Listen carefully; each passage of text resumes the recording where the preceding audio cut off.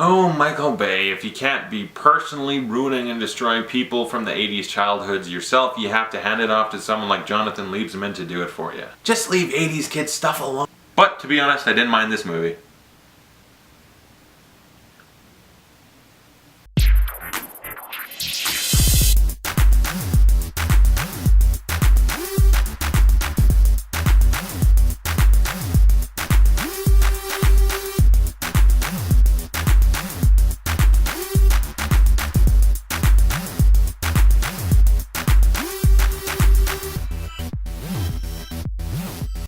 Teenage Mutant Ninja Turtles, Michelangelo, Leonardo, Donatello, and Raphael somewhere. I used to have all of them. You know the 2003 show? I don't want to mess with the focus, but you know what I'm talking about. The 2003 show. Here's a quick...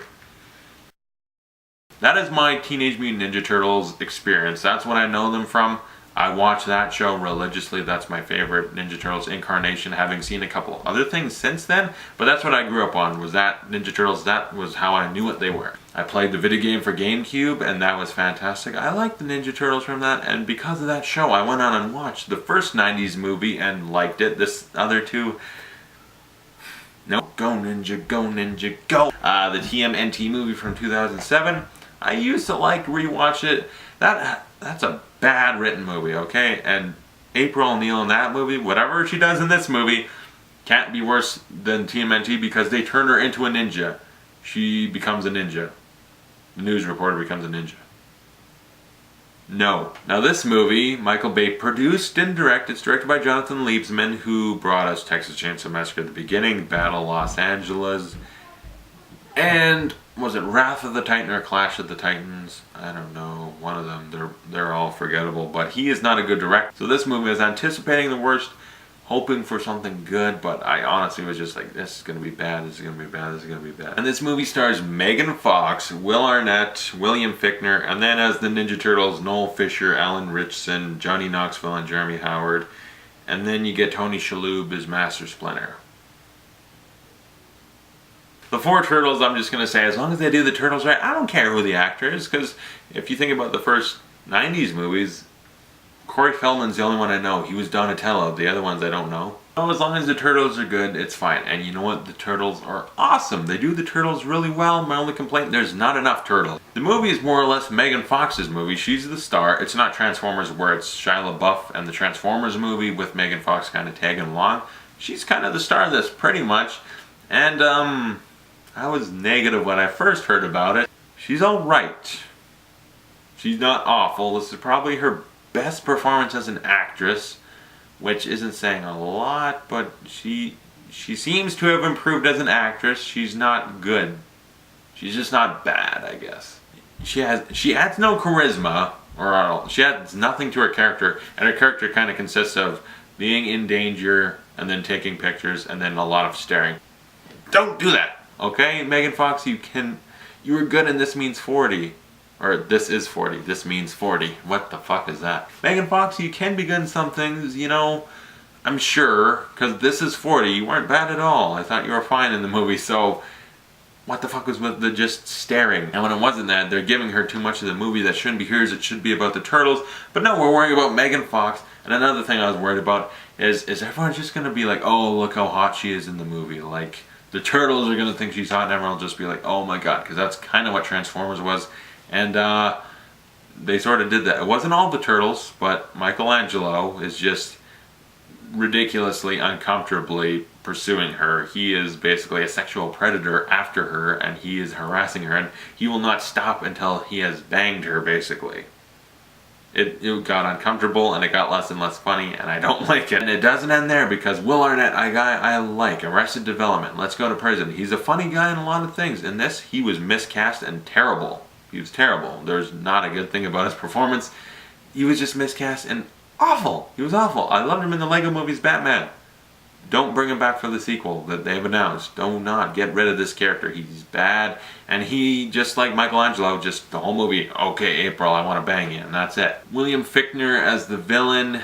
I like him as an actor. He's a good character actor. He has nothing to do in this movie, really, and it shows. Because when the things eventually go down, I have trouble even remembering really what he did in the movie. It was bad. The Shredder was cool looking. He's basically Super Shredder, not Shredder, because he's Super Shredder. He's got this crazy robotic, almost silver samurai from the end of the Wolverine movie. But as a foe, they almost overpower him. They don't use him enough as a villain, where it's like, yeah, he's got all these cool little things to his stuff, but he's just there and gone like that. I'm disappointed, and in the sequel, I hope they do more Shredder. And another problem, Splinter is ugly and gross, and I did not like him. You know, Tony Shalhoub doing the voice is kind of, that's really out there. They probably could have picked someone else. Yeah, the CGI is my problem with Splinter, 100%. The CGI is bad, it doesn't look like good CGI, but the design of the character itself is ugly. Like, I know he's a rat. And he doesn't look good in the 90s movies either. But in the 2003 cartoon, he looked alright, but I feel like you can make the rat look okay, because the turtles themselves, people are like, oh, they look ugly and scary. I think they look alright, they look fine. I like the turtle designs. So don't make Splinter look like this diseased, shit-covered rat. Like, he looks disgusting. I wouldn't want to be near him in the movie. But the turtles themselves are good. They're funny, they make a Batman joke. How could I not love the turtles, okay? I wanted more of the turtles because it feels like they focus on Michelangelo the most, and the problem there is a lot of his stuff's funny, but too much, he wants to bang Megan Fox. Get rid of that. And the action in this movie is another thing I was worried about, because I was like, Jonathan Liebsman's going to direct it awful. He directs the action fine. There's a lot of slow motion in the movie, and I did notice it to a point where it's kind of like a little bit too much slow motion. You know, The Matrix came out in 1999. It's okay.